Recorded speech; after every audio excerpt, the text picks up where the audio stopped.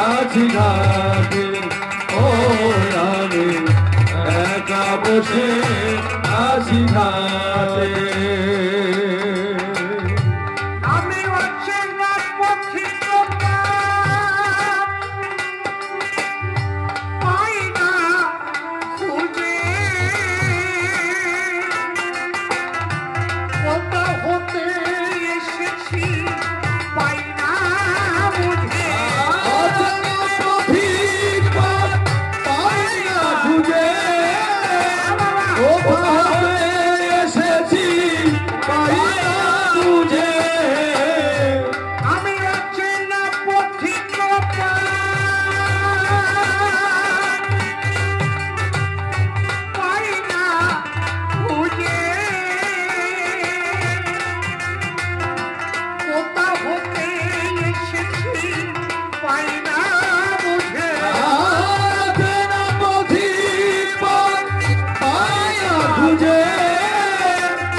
কোথা হতে এসেছি পাই না বুঝে অনেক ক্লান্ত রবির ছায়ায় ধরতে ধুলিব মায়া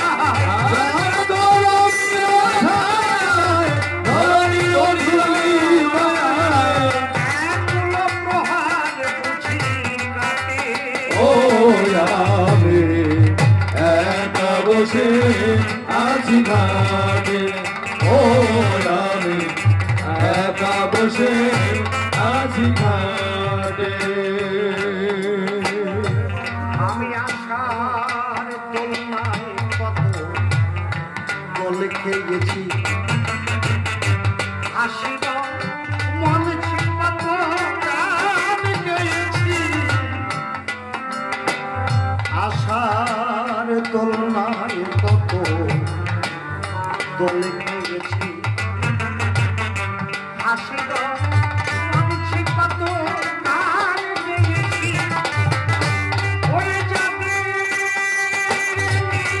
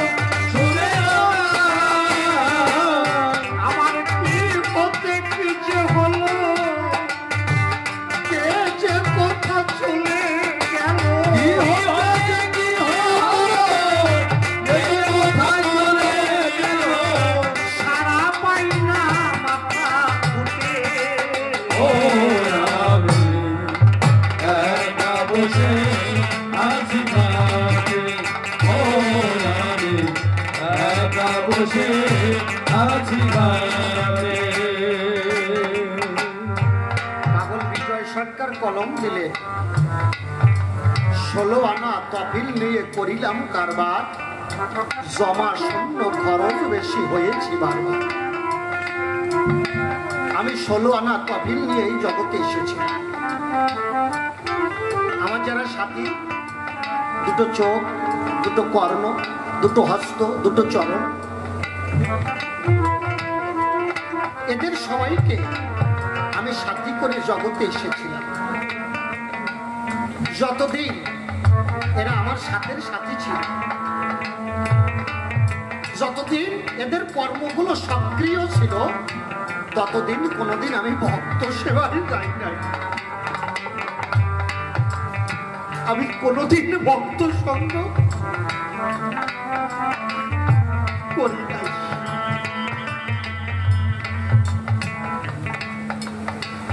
এখন আস্তে আস্তে সবাই বিদায় নিচ্ছে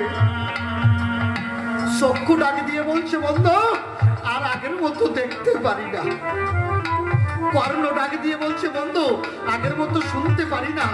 হস্ত ডাক দিয়ে বলছে বন্ধু আর কর্ম করতে পারি না। চরণ বলছে বন্ধু আর পথ চলিতে পারি না।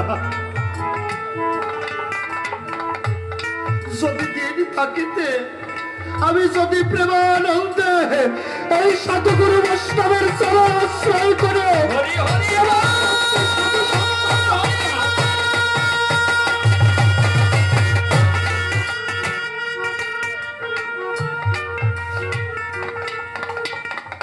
হয়তো আমার দীনবন্ধু করুণা হতো, হয়তো আমার দীনবন্ধু দিনের শেষে এসে আমাকে প্রেমানন্দে দেখা দিত।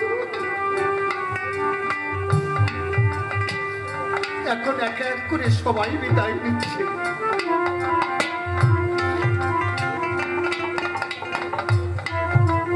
হরিবল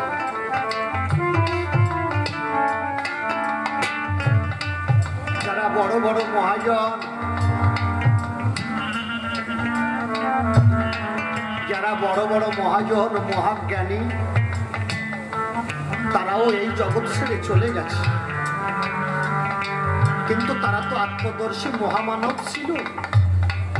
তারা জানতো কোন পথ অনুসরণ করলে দীনবন্ধুকে পাওয়া যায়। শাস্ত্রে ভগবান বললেন আমা হইতে আমার নাম বড়, নাম হইতে আমার ভক্ত বড়, আর ভক্ত হইতে ভক্তের শরণ ধরি আরো বড়। শেষের দিনে পারাপার আর অন্তিমের সম্বল হলো এই ভক্ত পদরজ। এই ভক্ত পদরজ আর পদধৌত জল এই হলো একমাত্র অন্তিমের সম্বল। কেউ যদি ধুলায় গড়া করি দিয়ে প্রেমানন্দে ভক্ত চরণ তুমি পুরাই দেয় আমার এই দেহ তরির কান্তারি হয়ে তাকে প্রেমানন্দে ভব নদী পার করিয়ে দেয়।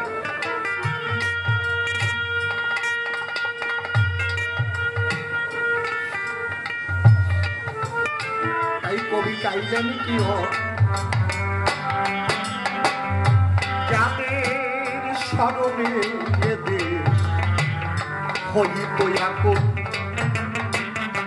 কোথাসে কবি গুরু রাজেন্দ্র নকুল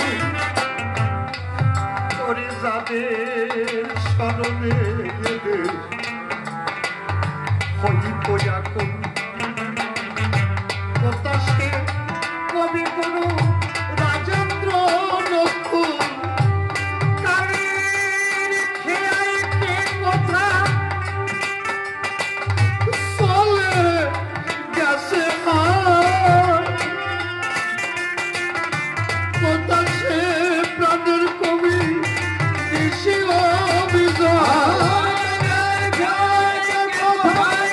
চলে গেছে কোথা সে প্রাণের কবি ঋষি অনেক কালের কথা চলে গেছে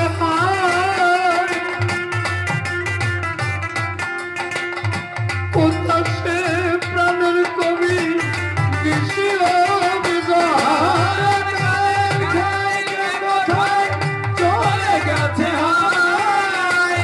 কোথা সে প্রাণের কবি ঋষি সারিয়া কবির মেলা ওয়াকালে ভাষায় ভেলা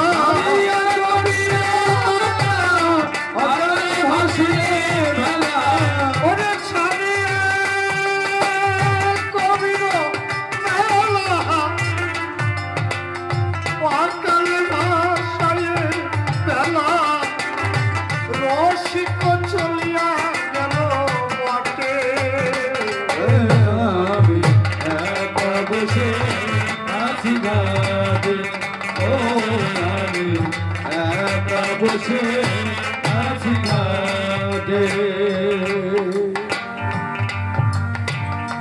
আমি জীবন খাতার পাতায় যে লিখি সাই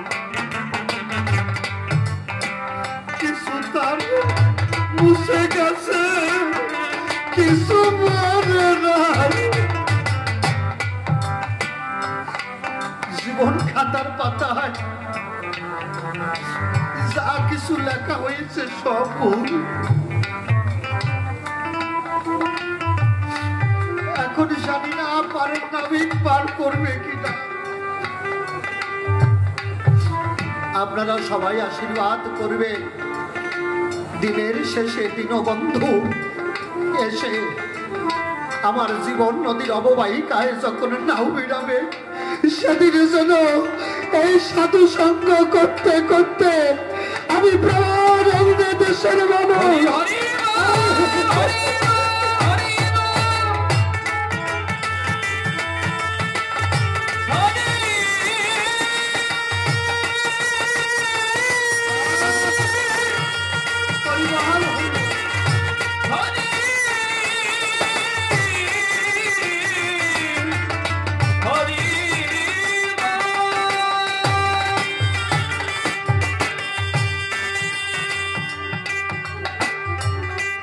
আমি জীবন খাতার পাতায় কি যে লিখি ছাই, কিছু তার মুছে গেছে, কিছু মনে নাই। জীবন খাতার পাতা বাবা কি যে লিখেছাই, বাবা কিছু তার মুছে গেছে, কিছু মনে নাই। আমি উলটিয়া দেখি পাতা, আমার সবই যেন ভুল। আমি যেন তার হাতে খেলার পুতুল।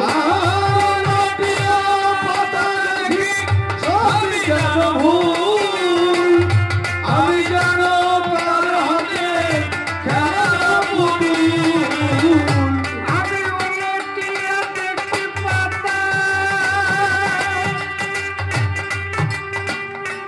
আমার সবই যেন ভুল।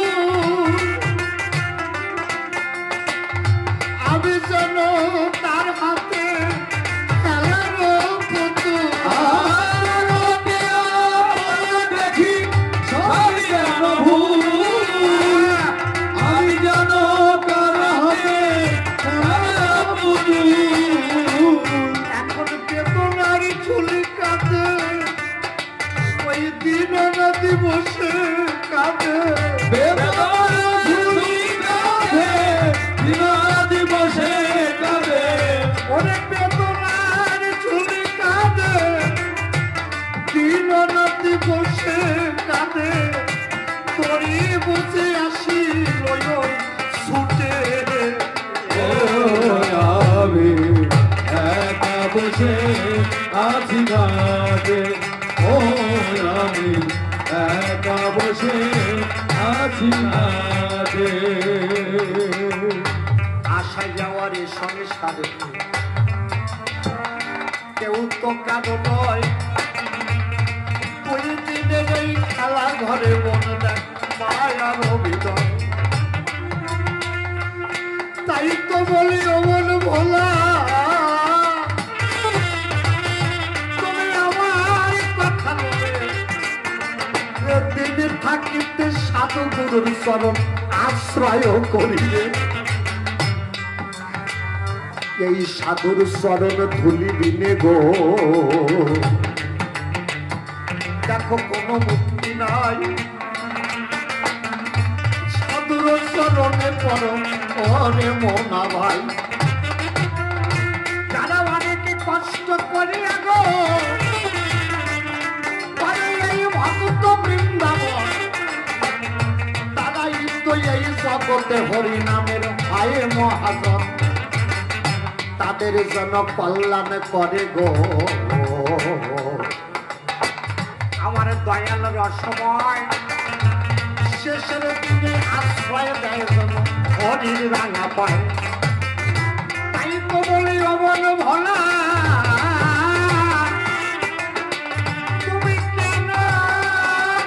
দেবী একেবারে চাঁদ বদনে প্রেমানন্দে সবাই বল হরি হরি। তারক কর্তার কাছে আমার বিশেষ নিবেদন, মতুয়া ধর্ম নাকি ভাই মত তুমি করিবে বর্ণন। খাঁটি মতুয়া বলে কাজে গো মনে করি এই জগতে মতুয়া হতে হবে, সেই মানুষকে নিজের চোখে আমায় দেখাইয়া দেবে। হরি ঠাকুরের পিতা দেখো গো বিশুদ্ধ বৈষ্ণব ছিল, বাড়ির মাঝে বৈষ্ণব সেবার আয়োজন করিল। সেদিন দেখো বৈষ্ণব দাস গো ও দেখো মারা বটে যায়, সকলে পুত্র লয়ে আসলো দেখো তাহার আঙিনায়। বৈষ্ণবগণ পুত্র লয়ে নামের ধ্বনি করিয়া গো সবাই নাচিতে লাগিল। এই কৃষ্ণ নামের গুণে সন্তান দেখো বাঁচিয়া উঠিল। ওরে কৃষ্ণ নামের গুণে গো এক বড় সন্তান বাঁচিয়া বটে গেল। একবার বৈষ্ণব প্রীতি প্রেমানন্দে সবাই হরি হরি। সাধু গুরু বৈষ্ণবী এরা গো এই জগতে হয় হরি ঠাকুরের মরা পুত্র বৈষ্ণব দাসকে বাঁচাইয়া দেয়। তবে হরি ঠাকুরের পিতা যদি গো একজন নৈষ্ঠিক বৈষ্ণব ছিল, তার পুত্র কোন কারণে গেল মতুয়া ধর্ম দিল। আর তুমি কেন মতুয়া হলে কি এমন করে দর্শন? তোমার কাছে এই তো আমার আত্মনিবেদন। জনগণের উপরে কালী ভক্ত ছিল গো জানে বিশ্ব বসুধায়।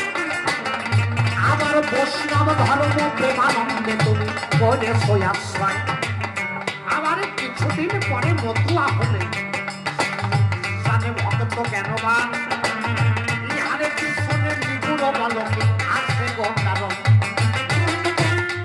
এই তো হলো তিনটে প্রশ্ন। আর একটা প্রশ্ন দিয়ে যায় কি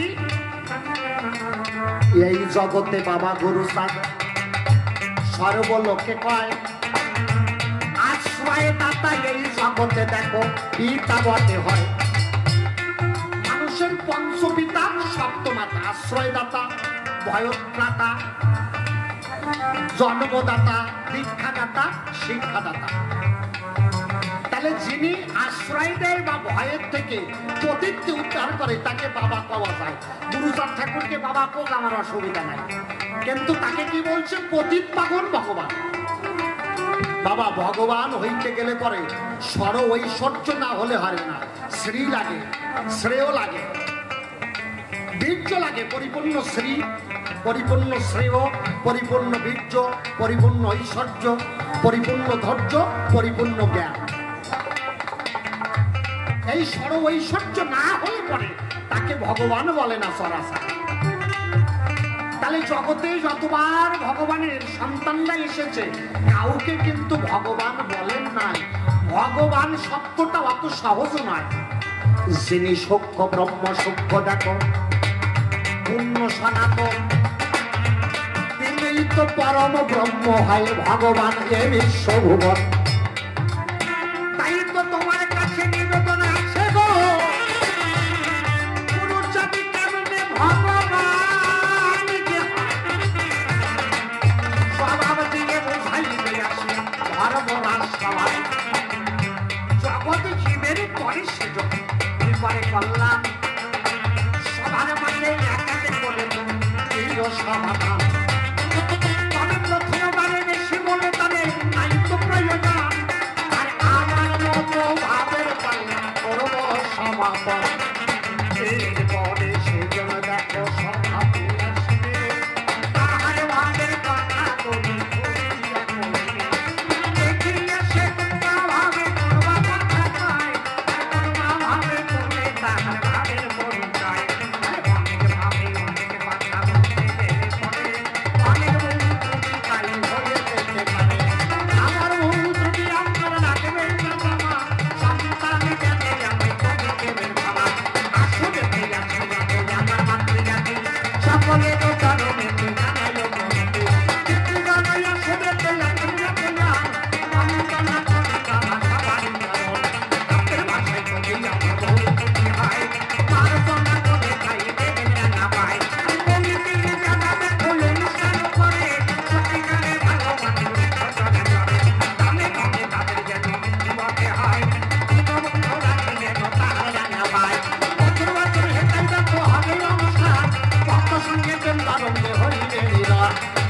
শত ভক্ত দেখো সবার মাঝে এলো, এই ডাকে প্রেমানন্দে ওরা চাপি হলো। এই তো হলো দেখো বাবা মধুর বৃন্দাবন, হরি হরি বলো যত ভক্ত সখী গায়, হরি নাম করবেন যত ভক্ত সখী গায়।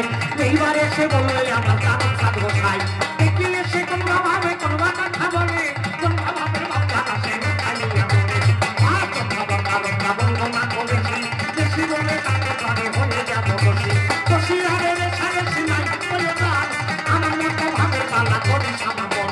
তবে একটা কথা বলি, ছোট্ট কথা শোনো গোসাই, চালাকি করবা না, আমি আগেও কইছি এখনো করছি। মানে ব্যাপারটা কি, ওই একজনের ছেলের মারাত্মক জ্বর হয়েছে, সাংঘাতিক জ্বর, বেকায়দা জ্বর, অসম্ভব জ্বর। ডাক্তারের কাছে গেছে, ডাক্তার বাবু আমার ছেলের জ্বর হয়েছে, জ্বর যে সারে না।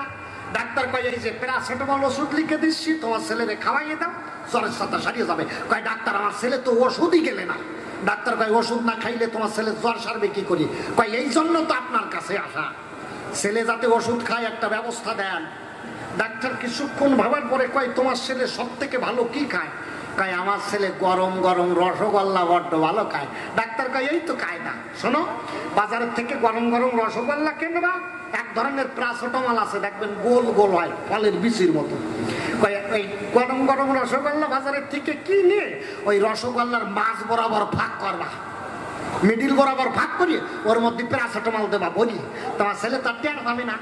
ছেলের কবার রসগোল্লা খা, ছেলে রসগোল্লা খাবে, রসগোল্লার সাথে প্যারাসিটামল পেটের মধ্যে চলে যাবে, জ্বরের সাথে সারিয়ে যাবে। ওর বাবা কয় শালা মারাত্মক বুদ্ধি, বাজারের থেকে গরম গরম রসগোল্লা কিনে গরম গরম রসগোল্লার মাছ বরাবর ভাগ করি, ওর মধ্যে প্যারাসিটামল দিয়েছে বলি। ছেলেকে বলছে খোকা কি হয়েছে? কয় তোর তো 4-5 দিন ধরে জ্বর, কিছু খাতে পারিস না, এই যে গরম গরম রসগোল্লা নিয়ে আইছি খা। ছেলে তো মনের আনন্দে হরি বলে রসগোল্লা গাওই দেশে খাইছে, ওর বাবা পাড়া ভরে নেচে বেড়াচ্ছে, ছেলে রসগোল্লা খাইছে, রসগোল্লার মধ্যে তো প্যারাসিটামল ভরা আছে, জ্বরের ছাতা সারিয়ে যাবে। ওর বাবা বিকেল বেলায় গেছে ছেলের জ্বর মাপতে, দেখে সকালবেলায় ওই রসগোল্লা খাওয়ানোর আগে 101 জ্বর ছিল, আর রসগোল্লা খাওয়ানোর পরে 103 জ্বর উঠে গেছে। ওর বাবা কয় শালা ব্যাপার কি, জ্বর বাড়লো কোন কায়দায়? রসগোল্লার সাথে তো প্যারাসিটামল ভরা ছিল, জ্বর বাড়লো কি করি? ছেলেরে ধমক দিয়ে কয় কি রে কি ব্যাপার, তো জ্বর কমে না কেন? ছেলে কয় ও সাথে আমি কি করি কমো, জ্বর কমে না কেন? ওর বাবা কয় তাই তো খোকা, তোরে যে বাজারের থেকে গরম গরম রসগোল্লা নিয়ে দিলাম, রসগোল্লা কিরাম খাইছিস খোকা? ছেলে কয় বাবা রসগোল্লা দারুণ খাইছি, রসগোল্লা সুন্দর খাইছি, কেবল রসগোল্লার ভিতরে যে বিচিটা ছিল ওই বিচির সাথে ফেলাইয়ে দিছি। আর বাবা কয় ওরে শালা আজাদ, যা খালি জ্বর সারবে তাই যদি দিস ফেলাইয়ে, তাহলে তোর জ্বর সারবে কোন কায়দায়? ছেলে কয় বাবা চালাকি করে মিষ্টি খাওয়ানো ভালো, কিন্তু মিষ্টির সাথে আঠি খাওয়ানো ভালো না। যাকে তুমি আমাকে মিষ্টি দেবে তার ভিতরে যেন বাবা আঠি নাই হবে, কেন আঠি তুমি বাবা করি আবার চল, আর ভক্তির মিষ্টি আমায় করিবে অর্পণ। তোমার ওই কারণে এই নিবেদন রায়, দয়া করে সঠিক মিষ্টি দেবে গো আমায়, তবে কেন সবার মাঝে বেশি বলতে যাবো, বেশি বললে তার কাছে অপরাধী হবো। তাই তো হই অন্তর মাঝে করলাম বিবেচনা, বেশি বলে একই আমার দরকার করে না। আসলেতেই আছেন যতই আমার মাতৃজাতি, সকলের চরণেতে জানাই প্রণতি। পিতৃগণে আসলেতেই আছেন যখন আমি বন্দনা করি বাবা সবারই চরণ। লোকের ভাষায় যদি আমার বহু ত্রুটি হয়, মার্জনা করে তাই দেবেন না বা কমিটির যারা দেখো অনুষ্ঠান করে, সত্যিকারে ভালো মানুষ বিশ্বচরে করে, জানে ধনে তাদের যেন ব্যক্তিগত হয়, কিন্তু বন্ধু ডাকে যেন তাহারে জানা পায়। বছর বছরে হেঁটাই দেখো হবির অনুষ্ঠান, আর ভক্ত সঙ্গে আনন্দে হইবে মিলন। নিজ নাম সুরত সরকার দিলাম পরিচয়, প্রভাত বাবু এইবার দেখো আসিবে সবাই, এইবার আসিতের ভাবের কথা কবে, দেখি এসে কোনোভাবে কোনো কথা পায়, কোনো ভাবের ভক্তরা সেই তাইয়া লয়। যাক চলে বেশি বলে প্রয়োজন নাই, আমার মতো ভাবের বলা খেতে করতেছে, এরপরে সে জনসভাতে আসিবে তারও ভাবের কথাগুলি যাবে।